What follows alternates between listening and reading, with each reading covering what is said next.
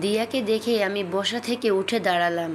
দিয়া কথাটা বলেই আমার দিকে তাকিয়ে রইল। আমি ওর থেকে চোখ নামিয়ে বললাম, সরি ম্যাডাম, আসলে আপনার মেয়ে আমার কাছে। আমাকে বলতে না দিয়ে বলল, ইটস ওকে। তারপর দিয়া হিয়াকে আমার পাশ থেকে তুলে নিয়ে যেতে যেতে বলল, চলো হিয়া, কিছু খাবে? বাড়ি থেকে না খেয়ে চলে এসেছো।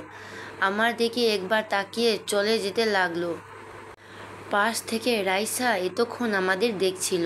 আমাকে বলল, আমাদের ম্যাডাম কি আপনার পরিচিত কেউ?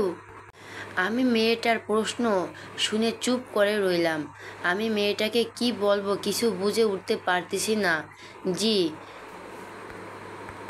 রাইসা আমাকে আরও কিছু প্রশ্ন করার আগেই আমি বললাম, এক্সকিউজ মি, আমি একটু আসছি। বলেই আমি অফিসের ওয়াশরুমের দিকে যেতে লাগলাম। অফিস শেষে আমি আর জিশান দাঁড়িয়ে আছি অফিসের বাইরে। অফিস বাসের জন্য অপেক্ষা করছিলাম। জিশান আমাকে বলল, ভাই আপনি এখানে দাঁড়ান, আমি গিয়ে দেখে আসছি বাসটা এখনও আসছে না কেন। এই বলে জিশান চলে গেল। আমি একা একা আনমনে দাঁড়িয়ে আছি। পেছন থেকে দিয়া হিয়াকে কোলে নিয়ে বের হলো। হিয়া আমাকে দেখে দিয়ার কোল থেকে নেমে দৌড়ে আমার কাছে আসলো। আমার সামনে এসে একটা হাসি দিয়ে বলল, আঙ্কেল মাথা নিচু করো। আমি মাথা নিচু করতেই হিয়া আমার গালে একটা চুমো খেলো। তারপর হিয়া দিয়ার কাছে গিয়ে ওর হাত ধরে টানতে লাগলো। দিয়া বলল, কি হলো হিয়া, আমাকে টানছো কেন? আসো না আম্মু। হিয়া দিয়াকে টানতে টানতে আমার সামনে নিয়ে এলো। দিয়া আমার দিকে একবার তাকিয়ে চোখ নিচে নামিয়ে নিল। হিয়া বলল, আম্মু আঙ্কেলকে চুমো দাও। আমরা দুজনের দিকে চোখ বড় বড় করে তাকালাম। দিয়া লজ্জায় লাল হয়ে গেল। তারপর হিয়াকে ধমক দিয়ে বলল, হিয়া এসব কি হচ্ছে? আমি দিয়াকে বললাম, প্লিজ ম্যাডাম, ওকে বকবেন না, আমি ওকে বুঝিয়ে বলছি। আমি হাঁটু গেড়ে বসে হিয়ার গালে হাত দিয়ে বললাম, হিয়া মামনি শোনো, তোমার আম্মু তোমার আব্বুকে মানে তোমার পাপাকে ছাড়া অন্য কোনো ছেলেকে চুমো খেতে পারবে না। কিন্তু আম্মু তো পাপাকে চুমো দেয় না। আম্মু তো তোমার ফটোতে চুমো দিয়া হিয়ার মুখ চেপে ধরল। তারপর হিয়াকে কোলে নিয়ে বলল, চলো হিয়া, দেরি হয়ে যাচ্ছে। বলেই আমার দিকে একবার তাকিয়ে গাড়িতে উঠে গেল। গাড়িতে উঠে হিয়া আমাকে হাত নাড়িয়ে টাটা দিতে লাগলো। আমিও ওকে হাত নাড়িয়ে টাটা দিলাম। আমিও হোটেলে চলে আসলাম। রুমে ঢুকে শার্টটা খুলে একটা টাওয়াল নিয়ে বাথরুমে ঢুকলাম। বাথরুমে ঢুকে শাওয়ারটা সেরে শাওয়ার নিচে দাঁড়িয়ে রইলাম। বুকের ভেতরটা অনেক ভারী লাগছে, অনেক কষ্ট জমে আছে বুকের ভেতর। আমার দোষে আমি আমার পিচ্চি বউটাকে হারালাম। সেদিন যদি আমি ওকে সারপ্রাইজ দেওয়ার জন্য ঘর থেকে বেরিয়ে না যেতাম, তাহলে আজ আমাকে ওকে এই অবস্থাতে দেখতে হতো না। আমার চোখের পানি আর শাওয়ারের পানি এক হয়ে নিচে পড়ছে। আমার পিচ্চিটা এখন আর আমার নেই। এখন সে অন্য কারো বউ, অন্য একজনের মেয়ের মা। যখন ওর মেয়েটা আমার কাছে আসে, জানি না কেন জানি আমি সব কষ্ট ভুলে যাই। এখন আমি নিজেকে একটা কথা ভেবেই সান্ত্বনা দিচ্ছি যে, যাই হোক, আমার পিচ্চিটা তো সুখে আছে, ও সুখে থাকলেই হলো, আমার আর কিছু চাই না। দিয়ার সুখেই আমার সুখ। অনেকক্ষণ শাওয়ারের নিচে থাকার পর বাথরুম থেকে বেরিয়ে আসলাম। পরের দিন অফিসে যাওয়ার জন্য জিশান রেডি হয়ে আমার রুমে এসে বলল, কি ভাই, আপনি এখনও রেডি হন নাই? অফিসের বাস চলে আসছে তো। আমি বললাম, জিশান ভাই আপনি অফিস বাস দিয়ে চলে যান, আমি পরে একটা ট্যাক্সি নিয়ে চলে যাব। আচ্ছা ঠিক আছে, আমি যাই, আপনি দেরি করবেন না কিন্তু। নতুন অফিস জয়েন করছেন, দেরি করলে সমস্যা হতে পারে কিন্তু। আচ্ছা। আমি ভাবতে লাগলাম, আমার কি আর দিয়ার সামনে যাওয়া ঠিক হবে? ও যখন সুখে আছে তাহলে থাক না সুখে, আমি কেন ওর পথের কাঁটা হয়ে দাঁড়াবো? তাই ভাবলাম আমি আর দিয়ার সামনে যাব না। এদিকে হিয়া অনেকক্ষণ ধরে ওর মাকে বলে যাচ্ছে, আম্মু আঙ্কেল এখনও আসছে না কেন? হিয়া প্রতিদিন দিয়ার সাথে অফিসে আসে। দিয়া ওর মেয়েকে বলছে, আসবে, এক্ষুনি চলে আসবে। দিয়ারও চিন্তা পড়ে গেল। অফিস বাস তো সে কখন চলে আসলো, কিন্তু নিয়ান আসলো না কেন অফিস বাসে? নিয়ান কি আর আসবে না অফিসে? নিয়ান তো আমাকে সহ্যই করতে পারে না, তাহলে কি আমার জন্য সে আর অফিসে আসবে না? আমার নিয়ানকে কি আমি আর দেখতে পারবো না? নিয়ানকে সে আর দেখতে পারবে না, সে কথা মনে পড়তে দিয়ার বুকের ভিতর ধুক করে উঠল, চোখ দিয়ে পানি বেরিয়ে আসলো। এতক্ষণ সে তার কেবিনের সামনে দাঁড়িয়ে ছিল, হঠাৎ খেয়াল করলো নিয়ান অফিসে ঢুকছে। দিয়ার চোখে মুখে হাসি ফুটে উঠল। হিয়া নিয়ানকে দেখতে পেয়ে দৌড়ে গিয়ে নিয়ানের পা দুইটা জড়িয়ে ধরল। আমি হিয়াকে টেনে কোলে তুললাম, গালে একটা চুমু দিলাম। হ্যাঁ, আজ ওর জন্য অফিসে আসতে হলো। আমি যে দিয়ার মেয়েটার মায়ায় পড়ে গেছি। হিয়া গাল ফুলিয়ে বলল, আঙ্কেল, আমি তোমার সাথে কথা বলবো না। তুমি এত দেরি করে আসলা কেন? সরি, দেখি কিউটিটার মুখটা। হিয়া মুখটা অন্যদিকে ঘুরিয়ে নিল। আমি এবার হিয়াকে কাতুকুতু দিতে লাগলাম। হিয়া খিলখিল করে হাসতে লাগলো। দিয়া ওদের দেখে একটা হাসি দিয়ে চোখ মুছে জোরে একটা নিঃশ্বাস ফেলে কেবিনে চলে গেল। আমি সারাদিন হিয়াকে নিয়েই মেতে রইলাম। মেয়েটা অনেক পাকা পাকা কথা বলছে, আর আমি সেই কথা শুনে হাসতে হাসতে ফেটে পড়ছি।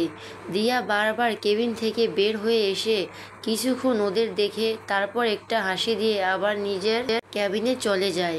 এভাবেই সারাটা দিন কেটে গেল। জিশান এসে বলল, ভাই হোটেলে যাবেন না? অফিস তো শেষ হয়ে গেল। আমার যাওয়ার কথা শুনে হিয়া আমার গলা জড়িয়ে ধরল। না আঙ্কেল, যাবে না। আমি জিশানকে বললাম, জিশান ভাই, আপনি অফিসের বাস দিয়ে চলে যান, আমি সকালের মতো ট্যাক্সি দিয়ে চলে আসব। জিশান চলে গেল। কিছুক্ষণ পর দিয়া কেবিন থেকে বেরিয়ে আমাদের কাছে এসে হিয়াকে বলল, হিয়া আসো, আমরা বাসায় যাব। হিয়া এবার আমার কাঁধে মুখ লুকালো, তারপর বলল, না আমি যাব না। আমি বললাম, চলেন, আমি আপনাদের গাড়িতে তুলে দিয়ে আসছে। অফিসের বাইরে এসে দিয়ার গাড়ির সামনে আসলাম। দিয়া আগে গিয়ে গাড়িতে বসলো। হিয়া আমার দিকে তাকাও। হিয়া আমার কাঁধ থেকে মুখ তুলে তাকালো। আমি বললাম, যাও এখন বাসায়। তুমি এরকম করলে কিন্তু আমি কালকে আর এখানে আসবো না। হিয়া আমার কথা শুনে গাড়িতে উঠে গিয়ে বসলো। আমি হিয়ার গালে একটা চুমু দিয়ে সেখান থেকে চলে যেতে লাগলাম। হঠাৎ পিছন থেকে দিয়া ডাক দিল, এই যে শোনো। আমি পিছন ফিরে তাকাতেই দেখলাম দিয়া গাড়ির থেকে মুখ বের করে আছে। আমি বললাম, জি বলুন। অফিসের বাস তো চলে গেছে, তুমি কিভাবে যাবে? দিয়ার মুখে তুমি ডাক শুনে ওর দিকে অবাক চোখে তাকিয়ে রইলাম। দিয়া আবার বলল, আমি তোমাকে কিছু প্রশ্ন করছি। ওই জি, আমি ট্যাক্সি নিয়ে চলে যাব। তুমি যদি কিছু মনে না করো, আমি তোমাকে পৌঁছে দিতে পারি। থ্যাংক ইউ, লাগবে না, আমি চলে যেতে পারবো। দিয়া মুখটা কালো করে ফেলল। হিয়া বলল, আঙ্কেল চলো না আমাদের সাথেই। আমি হিয়ার মুখের দিকে তাকিয়ে আর না করতে পারলাম না। আমি এক পাশে আর দিয়া এক পাশে, আর হিয়া মাঝখানে। হিয়া আমার কোলে উঠে এসে বসলো। কেউ কোনো কথা বলছি না। কিছুক্ষণ চুপ থাকার পর হুট করে দিয়া বলল, তোমার বউকে কি এখানেই মালয়েশিয়ায় সাথে করে নিয়ে এসেছো? আমি দিয়ার কথা শুনে হাসতে লাগলাম। বউ? হ্যাঁ। কি হলো, হাসছো কেন? আমি হাসির কিছু বলেছি?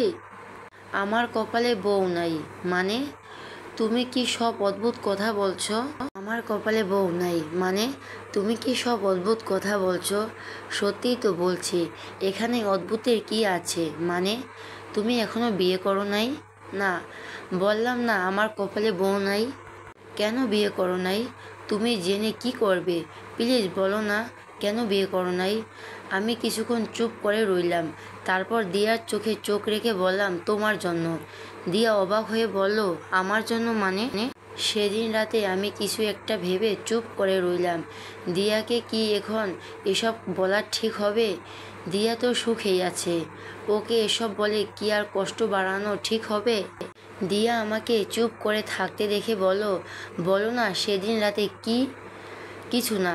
দিয়া এবার আমার হাত ধরে হিয়ার মাথায় নিয়ে গেল, তারপর বলল, ও তো ছোট্ট ফেরেশতা মানুষ, আমি জানি তুমি ওর মাথায় হাত রেখে মিথ্যে বলতে পারবে না। আমি এবার কি বলবো কিছু বুঝে উঠতে পারছি না।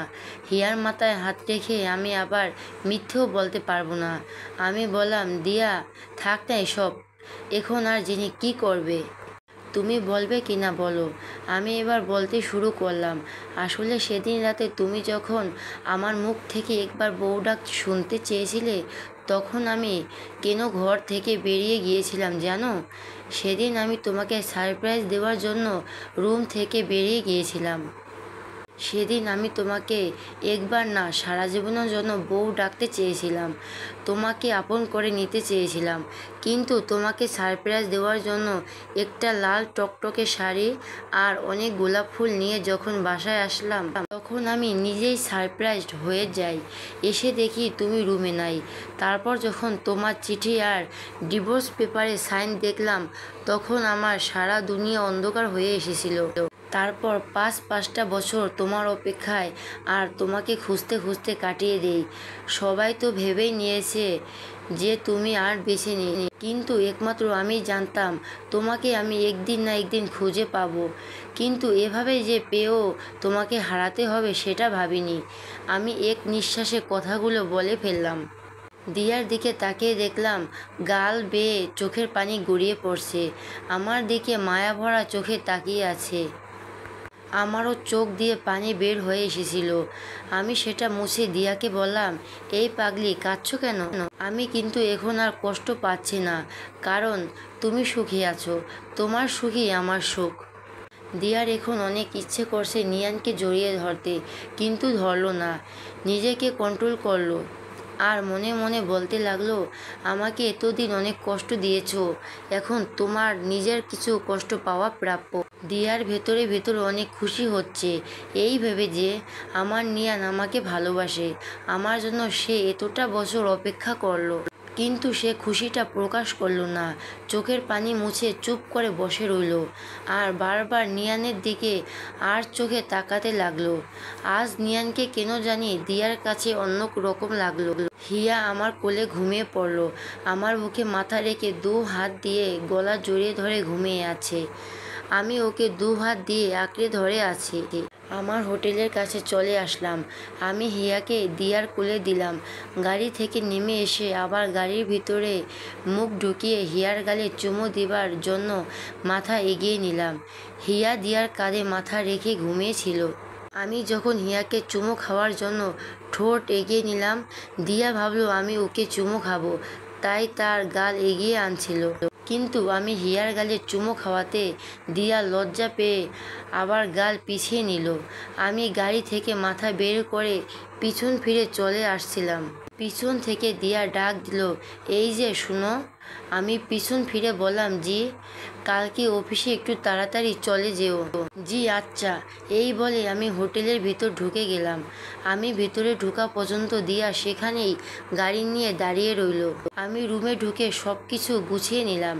দিয়াকে আমার মনের কথা বলতে পেরে এখন শান্তি লাগছে। পরের দিন সকালে রেডি হচ্ছিলাম, হঠাৎ আমার মোবাইলটা বেজে উঠল। আম্মু ফোন দিয়েছে। আমি ফোন রিসিভ করার পর আম্মু বললেন, কেমন আছিস রে? ভালো আম্মু, আমি আসছি, এসেই তোমার সাথে কথা বলবো, এখন রাখি। কোথায় আসছিস? আম্মু, আমি দেশে ফিরছি। আম্মুকে কিছু বলতে না দিয়ে আমি ফোনটা কেটে দিলাম। হ্যাঁ, আমি আজ ফিরে যাচ্ছি দেশে। সেদিন যখন ভেবেছিলাম দিয়ার সামনে আর যাব না, সেদিনই আমি দেশে ফেরার জন্য টিকিট বুক করি, তাই সেদিন অফিস যেতেও দেরি হয়েছিল। আজ এখানকার সময় দুপুর 12টায় আমার ফ্লাইট। আম্মুকে দিয়ার কথা বললাম না। দিয়া যখন সবার থেকে দূরে চলে এসে ভালো থাকতে চাইছে, তাহলে থাকুক দিয়া ওর মতো করে। আমি ওর সুখে পানি ঢালতে চাই না। আমি আজ শেষবারের মতো দিয়াকে আর ওর মেয়ে হিয়াকে দেখতে যাচ্ছি। ওর মেয়েটার মায়ায় পড়ে গেছি যে আমি। জিসানকে আমি আরও আগেই বলে দিয়েছি অফিস বাসে করে চলে যেতে। তারপর সব কিছু নিয়ে একটা ট্যাক্সিতে উঠলাম। অফিস থেকে একেবারে এয়ারপোর্টে চলে যাব। আমার ট্যাক্সি আর দিয়ার কার একসাথে এসে থামলো অফিসের সামনে। আমি ট্যাক্সি থেকে নেমে দাঁড়াতেই দেখলাম দিয়া আর হিয়া নামছে গাড়ি থেকে। আজ দিয়া একটা কালো শাড়ি পরে এসেছে। আজ অনেক সুন্দর লাগছে দিয়াকে। এত সুন্দর কেন এই মেয়েটা? আমি নিজের মাথায় নিজের থাপ্পড় দিলাম। আমি এসব কি ভাবছি? দিয়া এখন অন্য কারো বউ। গাড়ি থেকে নেমে হিয়া আমাকে দেখতে পেয়ে দৌড়ে এসে আমার কোলে উঠল। আমি হিয়ার গালে একটা চুমো খেলাম। মেয়েটা যে কেন আমাকে এত মায়ায় ফেলছে। আজকের পর হয়তো আমাকে না দেখতে পেয়ে অনেক মিস করবে, আর আমি অনেক অনেক মিস করব। দিয়া আমার দিকে তাকিয়ে একটা হাসি দিল। আমি হিয়াকে কোলে নিয়ে অফিসে ঢুকে গেলাম। আমার পিছন পিছন দিয়াও ঢুকলো। আমি হিয়াকে আমার টেবিলে নিয়ে গিয়ে বসালাম। দিয়া আমাদের দিকে একবার তাকিয়ে ওর কেবিনে ঢুকে গেল। দিয়াকে দেখে মনে হচ্ছে আজ সে অনেক হ্যাপি। ভালোই হলো আজ দিয়াকে হাসি মুখে দেখে। সারা জীবনের জন্য ওর জীবন থেকে বিদায় নিতে পারবো। হিয়াকে টেবিলে বসিয়ে আমি হাঁটু গেড়ে নিচে বসলাম। আমি ওর গালে হাত দিলাম। কিছুক্ষণ তাকিয়ে রইলাম। এই মেয়েটাকে আমার এত এত মায়া লাগে কেন? হিয়া, আমি নিজেকে ধরে রাখতে পারলাম না। চোখ দিয়ে সাগর বাঁধ ভাঙার মতো করে অশ্রু গড়িয়ে পড়ল। আমার বুকটা ফেটে যাচ্ছে। চিৎকার করে কাঁদতে ইচ্ছে করছে। হিয়া আমার গালে হাত দিয়ে বলল, আঙ্কেল তুমি কান্না করছো কেন? আমি হিয়ার কথায় কোনো উত্তর দিলাম না। ওর গালে একটা চুমু দিয়ে ওকে জড়িয়ে ধরলাম। তারপর বললাম, হিয়া তুমি তোমার আম্মুর কাছে যাও। আমি তোমার জন্য বাইরে থেকে অনেকগুলো চকলেট নিয়ে আসছি। আজ এই মায়াবতীটাকেও মিথ্যে বলতে হলো। এই বলে আমি হিয়াকে ওর আম্মুর কেবিনের সামনে দিয়ে আসলাম। কেবিনের বাইরে গ্লাস দিয়ে আমি আমার মায়াবতীটাকেও শেষ একবার দেখলাম। মাথা নিচু করে অফিসের পেপারে কি যেন লিখছে। আমি আর সেখানে দাঁড়ালাম না, চলে যেতে লাগলাম। আমি যেই অফিস গেট দিয়ে বেরোতে যাব তখনই ছোট্ট দুটা হাত আমার পা জড়িয়ে ধরলো। হিয়া। হ্যাঁ, হিয়াই পিছন থেকে আমার পা। আমি আবার হাঁটু গেড়ে ওর সামনে বসলাম। কি হলো হিয়া? আঙ্কেল আঙ্কেল তুমি ফিরে আসবে তো? ইয়া আল্লাহ, তুমি এই পিসিটাকে কেন এত মায়া দিয়ে গড়লে? আমার যে এই পিসিটাকে ছেড়ে যেতে ইচ্ছে করছে না। মেয়েটাকে আমি আবার জড়িয়ে ধরলাম। আমার এখন হাউমাউ করে কান্না করতে মন চাইছে। এই মেয়েটার প্রতি আমার কিসের এত টান? কি আছে এই মেয়ের মধ্যে? আমাকে আবার মেয়েটাকে মিথ্যে বলতে হলো। আমি আসছি মামুনি, এক্ষুনি আসছি। তোমার জন্য অনেকগুলো চকলেট নিয়ে আসছি। তাহলে তুমি কান্না করছো কেন? তোমাকেই চকলেট আনতে হবে না। আঙ্কেল, আমার চকলেট লাগবে না। তুমি যেও না। বলেই আবার আমার গলা জড়িয়ে ধরলো।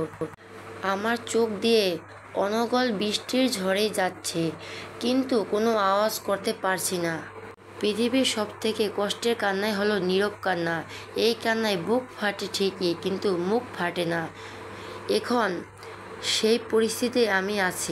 আমি হিয়াকে আমার থেকে ছাড়িয়ে আরও একটা মিথ্যে বললাম। এই যে মামুনি, ওই যে দেখা যাচ্ছে দোকান, সেখান থেকেই আমি আসছি। তুমি তোমার আম্মুর কাছে যাও। হিয়া মুখটা কালো করেই চলে গেল। আমি ট্যাক্সিতে বলেছিলাম আমি আসা আগ পর্যন্ত দাঁড়িয়ে থাকতে। ট্যাক্সিটা এখনও দাঁড়িয়ে আছে। আমি ট্যাক্সিতে উঠতে যাব তখনই জিসান আমাকে ডাক দিল। এই যে নিয়ান ভাই। জিসান অফিস থেকে দৌড়ে বের হয়ে আমার কাছে আসলে এসে বলল, কোথায় যাচ্ছেন ভাই? আমি জিসানকে জড়িয়ে ধরলাম। আপনি অনেক ভালো জিসান ভাই। এই কয়েকদিন আমাকে অনেক আপন করে নিয়েছেন। আমি দেশে ফিরে যাচ্ছি ভাই। মানে? এই তো কদিন হলো এখানে আসছেন। আমি আর এদেশে থাকতে চাই না ভাই। আসি ভাই, ভালো থাকবেন। এই বলে আমি ট্যাক্সিতে উঠে গেলাম। এদিকে হিয়া নিয়ান চলে যাওয়ার পর ওর আম্মুর কেবিনে যায় নাই। নিয়ান যেখানে বসে কাজ করত সেখানে বসে আছে। আধা ঘন্টা হয়ে গেল, নিয়ান এখনও আসছে না। এদিকে দিয়া ভাবলো একবার ওদের দেখে আসি। দিয়া কেবিন থেকে বের হয়ে এসে দেখে হিয়া একা একা গালে হাত দিয়ে বসে আছে। দিয়া এগিয়ে গিয়ে বলল, তোমার আঙ্কেল কই গেছে হিয়া? আমার জন্য চকলেট আনতে গেছে। কিন্তু জানো আম্মু, আঙ্কেল সেই কখন গেছিল, এখনও আসছে না। আর জানো আম্মু, আঙ্কেল বাইরে যাওয়ার সময় অনেক কান্না করছে। দিয়ার বুক ধুক করে উঠল। নিয়ান কান্না করলো কেন? তাহলে কি নিয়ান? দিয়া হিয়াকে কোলে নিয়ে জিসানের কাছে গেল। নিয়ানকে সে অনেকবার জিসানের সাথে দেখেছে।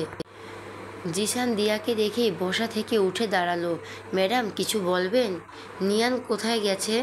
নিয়ান ভাই তো আজ দেশে চলে যাচ্ছেন। কি? এই বলে দিয়া হিয়াকে নিয়েই বেরিয়ে যেতে লাগলো।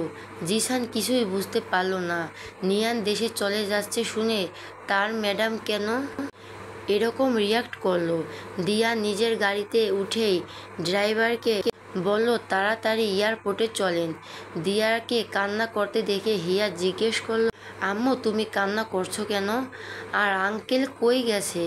কোথাও যায়নি মা, আমরা এক্ষুনি খুঁজে বের করব, বলে হিয়াকে জড়িয়ে ধরে কান্না করতে লাগলো।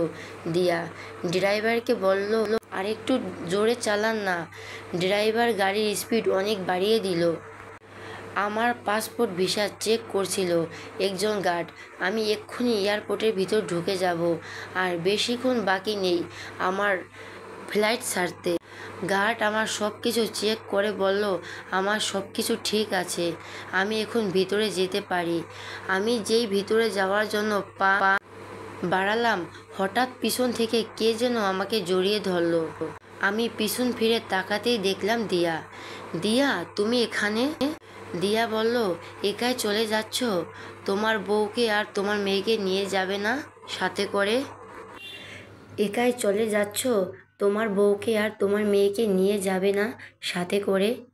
আমার মেয়ে মানে? হিয়া তোমার মেয়ে। সেদিন তুমি যখন আমাকে পিলটা দিয়েছিলে সেটা আমি খাই নাই, ফেলে দিয়েছিলাম। দিয়ার কথা শুনে খুশিতে আমার কান্না চলে আসলো। আমি দিয়ার দুগালে হাত দিয়ে চোখের পানি ফেলতে ফেলতে বললাম, হিয়া আমার মেয়ে, আমার মেয়ে। এই বলে আমি দিয়াকে জড়িয়ে ধরলাম। দিয়াও কান্না করছে। তারপর আমার থেকে নিজেকে ছাড়িয়ে বলল, এই এই ছাড়ো ছাড়ো, কি করছো? সবাই দেখছে। আমার বউকে আমি জড়িয়ে ধরেছি, তাতে কার কি? তাই বলে মানুষকে ফ্রিতে সিনেমা দেখাবে? ওলে বাবালে, আমার পিচ্চিটা দেখি অনেক পাকনা হয়ে গেছে। দিয়ার গাল টিপে বললাম, এই ছাড়ো, আমি কি এখন আর পিচ্চি রয়ে গেছি নাকি? আমি তো এখন অনেক বড় হয়ে গেছি। তুমি যতই বড় হও না কেন, আমার কাছে সেই আগের পিচ্চি রয়ে থাকবে, আমার পিচ্চি বউ। এই এখন আসছো প্রেম দেখাতে? তখন তো আমাকে কত কষ্ট দিয়েছিলে। হ্যাঁ দিয়েছিলাম, তাই তো তোমার থেকে দ্বিগুণ কষ্ট আমি এই 5টা বছর পেলাম। আর আমি কি কম কষ্ট পাইছি এই 5 বছরে? জানো, প্রত্যেকটা দিন তোমার কথা মনে পড়তো, তোমাকে অনেক মিস করতাম। তাই প্রত্যেক দিন তোমাকে ফোন দিতাম, শুধুমাত্র তোমার মুখ থেকে একটা শব্দ শোনার জন্য। শব্দ না শুনতে না পারলেও তোমার নিঃশ্বাস এর আওয়াজ শুনলে আমার মন শান্ত হয়। কি? ওই অপরিচিত নাম্বারটা তুমি ছিলে? আমার মেয়েটা কই গো? গাড়িতে আছে, চলো। গাড়ির ভেতরে ঢুকতেই হিয়া আমাকে দেখে আঙ্কেল আঙ্কেল বলে জড়িয়ে ধরলো।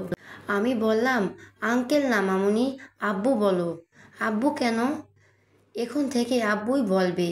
আমি হিয়াকে আমার কোলে নিয়ে ওর চোখে মুখে অনেকগুলো চুমু দিলাম। দিয়া আমাদের বাবা মেয়ের মিলন দেখে হাসতে লাগলো। আমি হিয়াকে বললাম, চলো আম্মু, আমরা এখন বাংলাদেশে যাব। বলেই আমি হিয়াকে কোলে নিয়ে গাড়ি থেকে নেমে দিয়ার হাত ধরে টানতে লাগলাম। দিয়া বলল, এই এই কোথায় যাচ্ছ? কেন দেশে যাবা না? পাসপোর্ট টিকিট ছাড়া কিভাবে যাব আমরা? ওই আমি তো ভুলে গিয়েছিলাম। তো এখন আমরা কই যাব? আমি যে বাড়িতে আমার জীবনের 5টা বছর কাটিয়েছি সেই বাড়িতে। ওদের থেকেও তো বিদায় নিতে ওদের কাছে যে আমি ঋণী। ওরা আমাকে যে নতুন করে জীবন দিয়েছিল। তারপর আমরা আরিয়ান চৌধুরীর বাড়িতে চলে আসি। আরিয়ান চৌধুরী ও তার মা আমাকে দেখে আমার দিকে অবাক চোখে তাকিয়ে আসেন। আরিয়ান চৌধুরী আমাকে প্রশ্ন করলো, আপনি এখানে? হয়তো আমাকে আগে ফটোতে দেখেছে, তাই প্রথম দেখাতেই চিনে ফেললো। তারপর দিয়া ওদের সব কিছু বুঝিয়ে বলল। আরিয়ান চৌধুরী দিয়ার কথা শুনে মুখটা মলিন করে কিছুক্ষণ দাঁড়িয়ে রইল। তারপর আমাদের বলল, আচ্ছা তাহলে আজ না হয় তোমরা এখানেই থাকো। এর ভেতরে আমি দিয়া আর হিয়ার পাসপোর্ট টিকিটের ব্যবস্থা করে ফেলছি। এই বলে আরিয়ান চৌধুরী আর সেখানে দাঁড়ালো না, চলে গেল বাইরে। আরিয়ানের আম্মুর মুখের দিকে তাকিয়ে দেখলাম ওনার চোখে পানি। হয়তো দিয়া আর হিয়ার চলে যাওয়ার কথা শুনে অনেক কষ্ট পেয়েছে। উনি অনেক কষ্ট করে বললেন, দিয়া তোর স্বামীকে নিয়ে রুমে গিয়ে ফ্রেশ হয়ে আয় মা, আমি তোদের জন্য খাবার রেডি করছি। এই বলে উনি চলে গেলেন। দিয়া আমাকে বলল, চলো রুমে চলো। দিয়া আমাকে একটা রুমে নিয়ে আসলো। জিনিসপত্র দেখে মনে হচ্ছে এটা দিয়ারই রুম ছিল এতদিন। দিয়া নিজের আলমারি থেকে একটা টাওয়াল বের করে আমার হাতে দিল, বলল, যাও ওইদিকে ওয়াশরুম, গোসল করে ফ্রেশ হয়ে আসো। আচ্ছা দিয়া একটা কথা বলি। দিয়া মুখে একটা রাগী লুক নিয়ে আমাকে বলল, এভাবে জিজ্ঞেস করছো যেন অন্য কারো বউয়ের সাথে কথা বলছো। তোমার যা মন চায় তাই বলো, জিজ্ঞেস করার কি আছে। আরিয়ান চৌধুরীর আম্মুকে দেখলাম তুমি চলে যাচ্ছ, সেই কথা শুনে চোখ দিয়ে পানি বের হয়ে আসছে। দিয়া একটা দীর্ঘ নিঃশ্বাস ছেড়ে বলল, ওনাদের মতো কোনো মানুষ হয় না। যখন আমি তোমাকে ছেড়ে চলে আসি তারপর থেকে আমি অনেক ভেঙে পড়ি। প্রত্যেকটা দিন তোমার জন্য কান্না করতাম, ঠিক মতো খাওয়া দাওয়াও করতাম না। তারপর উনি আমাকে নতুন করে বাঁচতে শিখিয়েছিলেন। আমাকে প্রত্যেকটা দিন নিজের হাতে খাইয়ে দিতেন। আমাকে যেভাবে উনি আদর করতেন সেভাবে হয়তো উনি নিজের মেয়েকেও করেন না। আমি আর এক মাকে ফেলে আসলে কি হবে, এখানে এসে আরেক মাকে পেলাম বলেই দিয়া কান্না করতে লাগলো। আমি দিয়ার মাথায় আমার বুকে ঠেকিয়ে সান্ত্বনা দিতে লাগলাম। হঠাৎ হিয়া রুমে এসে আমাদের দেখে বলল, তোমরা কি করছো? আমি দিয়াকে ছেড়ে হিয়াকে কোলে নিয়ে বললাম, তোমার আম্মুকে আদর করছিলাম মামুনি। না, তুমি আম্মুকে আদর করবেই না কেন? তুমি শুধু আমাকে আদর করবে আর কাউকেই না। দিয়া বলল, দেখছো তোমার মেয়ে কি হিংসুটে, এখন থেকেই আমাকে তোমার থেকে কত দূরে ঠেলে দিচ্ছে। আমি দিয়ার কথা শুনে হাসতে লাগলাম। এভাবে দিয়া আর হিয়ার সাথে খুনসুটিতে কেটে গেল সারাটা দিন। রাতে খাবার খেয়ে রুমে আসলাম ঘুমাতে। এখানে দিয়ার আজকে লাস্ট রাত, কালকে আমরা চলে যাব দেশে। হিয়া অনেক আগে ঘুমিয়ে গেছে। এই এই তুমি আমার দিকে এভাবে আগাচ্ছ কেন? দিয়া, আমার পিচ্চি বউটাকে একটু আদর করব। এই না না সরো, আমি কিন্তু চিল্লাবো। চিল্লাও, কেউ আসবে না। তুমি চিল্লালে আজ কেউ আসবে না, উল্টো ওরা আরও অন্য কিছু ভাববে। প্লিজ সরে যাও, আমি তোমার সাথে সব কিছু নতুন করে শুরু করতে চাই। আমরা আবার নতুন করে বিয়ে করব, আবার নতুন করে বাসর করব। প্লিজ আজ না, প্লিজ আজ একটু শান্তিতে ঘুমিয়ে পড়ো। আমি দিয়ার কাছ থেকে সরে আসলাম, বললাম, শেয়ালের সামনে মুরগি রেখে বলছো শান্তিতে ঘুমাতে? বলেই আমি অন্যদিকে মুখ করে বসে রইলাম। আমার কথা শুনে দিয়া হাসতে লাগলো। হা হা হা, তুমি এত দুষ্টু কেন?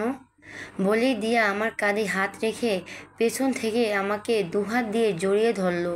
আচ্ছা একটা কাজ করতে পারো কি, আমাকে একটা কিস করতে পারো, কিন্তু কিস করার পর অন্য কিছু করার ধান্দা কইরোই না কিন্তু।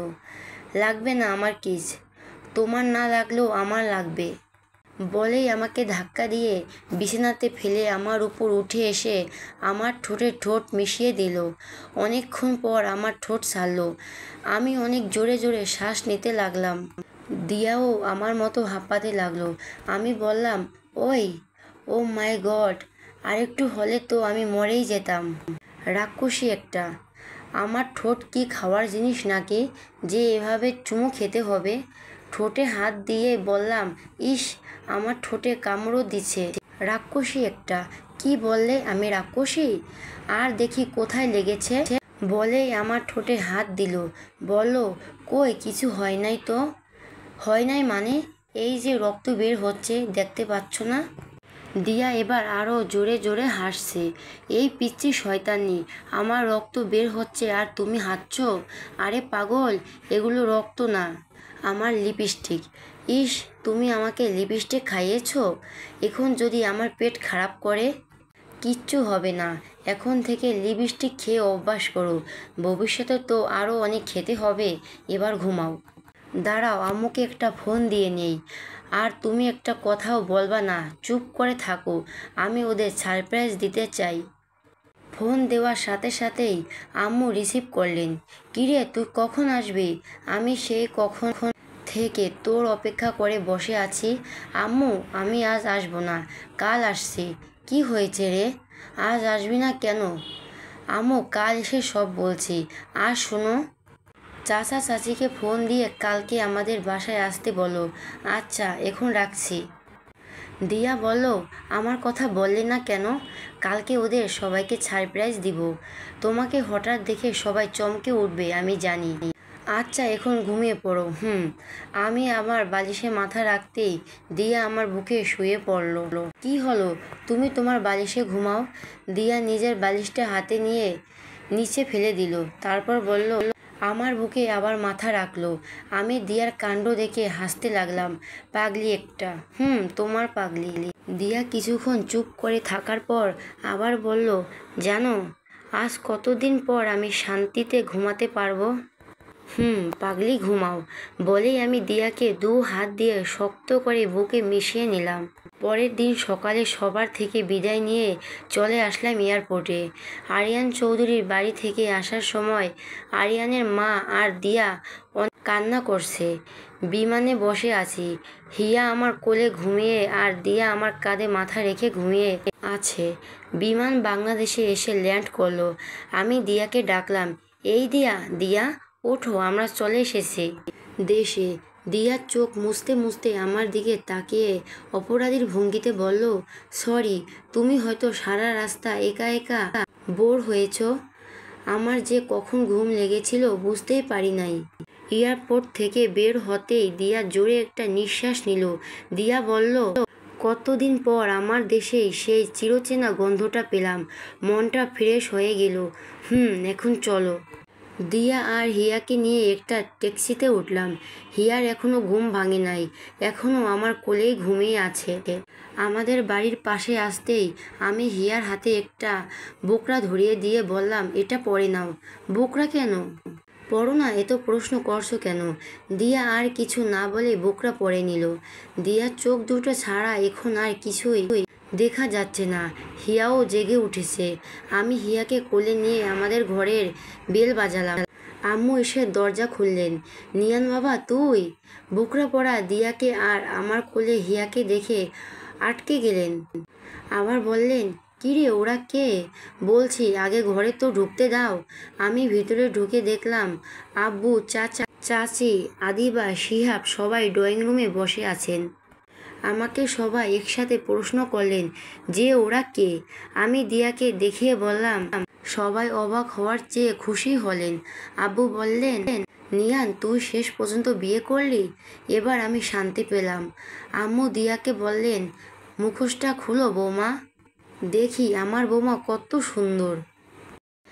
দিয়া আমার দিকে তাকিয়ে চোখের ইশারায় প্রশ্ন করলো, খুলবে কি না? আমি মাথা নাড়িয়ে হ্যাঁ বললাম।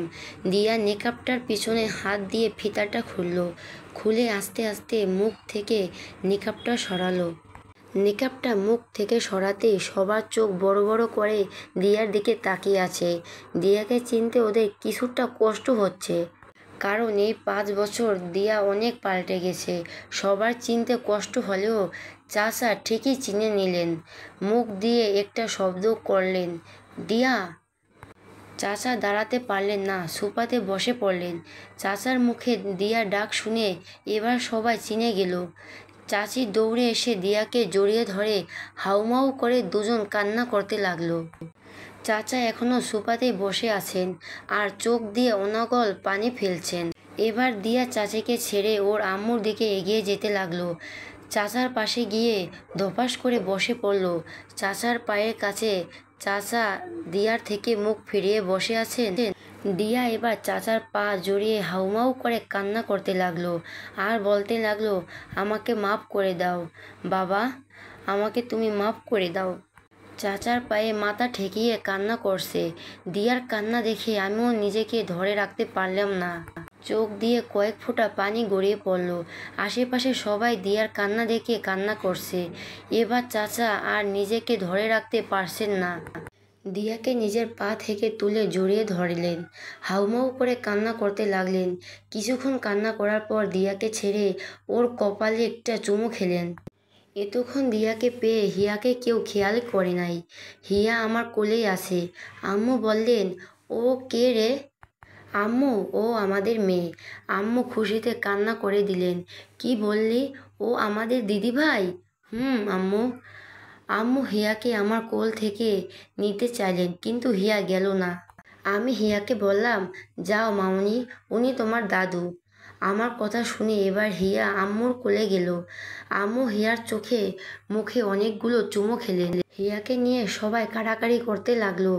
একজনের কোল থেকে আরেকজন নিচ্ছে, সবাই অনেক খুশি। আমি ওদের দেখে হাসতে লাগলাম। এবারে কতদিন পর এরকম হাসি খুশি লাগলো। আমি দিয়ার পাশে গিয়ে ওর কানে কানে বললাম, আমার সেদিনের ভুলের জন্য সবাই কত খুশি, কিন্তু আফসোস সেদিনের ঘটনা আমার কিচ্ছু মনে নেই। কিছুই মনে নেই। তখন আমি কিছুই ফিল করতে পারি নাই। তো কি হয়েছে, আজ আবার সব কিছু নতুন করে ফিল করে নিব? দিয়া লজ্জা পেয়ে বলল, এই সরো, তোমার কি লজ্জা শরম নাই? সবাই আছে তো। আরে আমি কি সবাইকে শুনিয়ে বললাম নাকি? আমি তো তোমার কানে কানে বললাম। রাতে কাজে এনে নতুন করে আবার আমাদের বিয়ে হলো। আজ আবার বাসর ঘর সাজানো হলো। এই নিয়ে 3টে বাসর হবে আমাদের, কিন্তু ওই 2টা ছিল অপূর্ব বাসর রাত। আজ হবে আমাদের আসল বাসর রাত। দিয়া আগে থেকে বাসর ঘরে গিয়ে বসে আছে। আমি হিয়াকে খুঁজতে লাগলাম। আম্মুকে জিজ্ঞেস করতে বললেন, আদিবার রুমে আছে। আমি আদিবার রুমে এসে বললাম, ওই আদিবা, হিয়া কই? এই যে ও ঘুমিয়ে আছে। আচ্ছা দে, আমি ওকে নিয়ে যাই। আরে ভাইয়া, না না, ও আমার কাছেই থাকুক। তুমি যাও, গিয়ে তোমার কাজ করো। আমি আবার এখন কি কাজ করব? কেন ভাইয়া, আজ না তোমার বাসর রাত? বাসর রাতে মানুষ কি কাজ করে? ওই বুড়ি, এত পাকনা পাকনা কথা বলছিস কেন? হিয়ার দিকে খেয়াল রাখিস। তোমাকে বলতে হবে না, তুমি তোমার কাজে যাও। আমি আদিবার মাথায় একটা থাপ্পড় দিয়ে বেরিয়ে গেলাম। আমার রুমের দরজার পাশে এসে দাঁড়িয়ে আছি।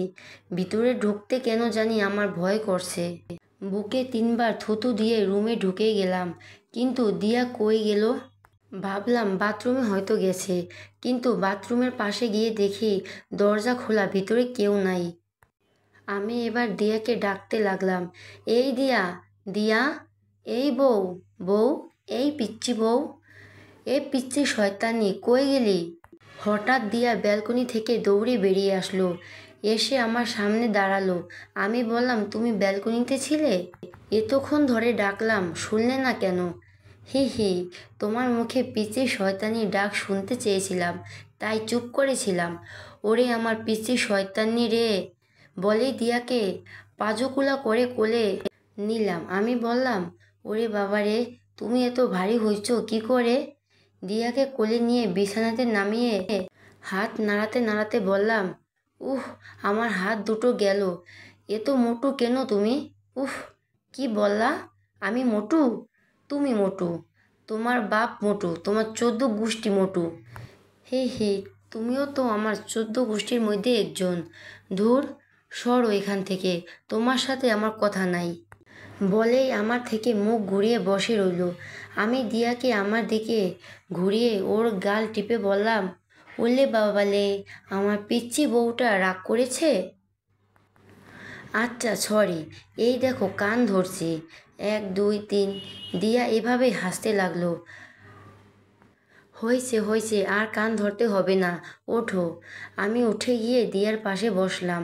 বললাম, আচ্ছা দিয়া, সেদিন রাতে আমাদের মধ্যে কি কি হয়েছিল গো? আমার তো কিছুই মনে নাই, শুধু এটাই মনে, যখন আমি তোমার, দিয়া আমার মুখে হাত দিল। চুপ করো, তোমার মুখে কিছু আটকায় না? না, আটকায় না। তোমার সামনে আমার কোনো কথাই আটকায় না। দিয়া মাথা নিচু করে বলল, আমার একটা তোমার মতো কিউট বাবু লাগবে। লজ্জায় লাল হয়ে বলল, আমি মজা করে বললাম, তো আমি কি করতে পারি? দিয়া এবার রেগে গিয়ে বলল, কি করবে মানে? তুমি জানো না কি করবে? না, আমি তো জানি না কি করব। তুমি বলে দাও কি করতে হবে। যাও খবিশ কোথাকার, আমি বলতে পারবো না। তাহলে আমিও কিছু করতে পারবো না। তোমাকে কিছু করতে হবে না, আমি করছি, বলেই আমাকে ধাক্কা দিয়ে বিছানাতে ফেলে দিল। আমি বললাম, দাঁড়াও দাঁড়াও। কিছু বলতে দিল না, ঠোঁটে ঠোঁট মিশিয়ে দিল। আমি ওকে ছাড়িয়ে বললাম, শিট, আজকেও লিপস্টিক খাইয়ে ছাড়লে।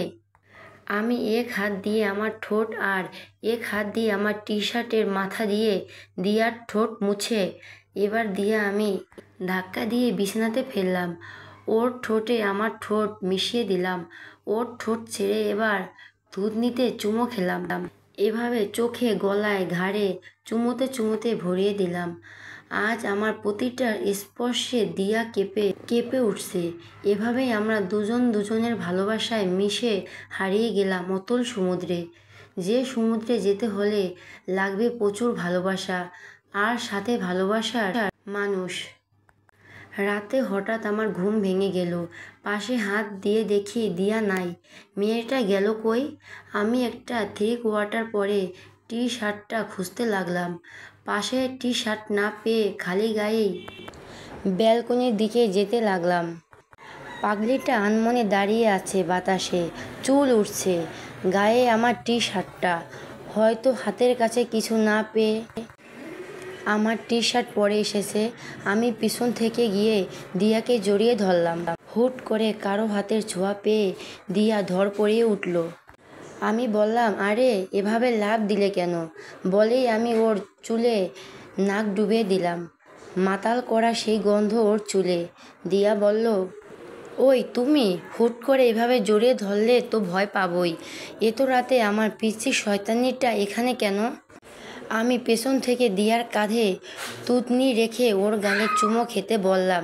দিয়া বলল, আজ আমার জীবনের সব থেকে সুখের রাত। এই রাত আমি ঘুমিয়ে কাটাতে চাই না। তাহলে আমাকে ডাকলে না কেন? তুমি অনেক সুন্দর করে ঘুমাচ্ছিলে, তাই ডাকতে ইচ্ছে করে নাই। চলো তাহলে এই সুখের রাত সুখে ভরিয়ে দেই। এই বলে আমি দিয়াকে কোলে নিয়ে বিছানায় আসলাম। আবারও হারিয়ে গেলাম সুখের রাজ্যে।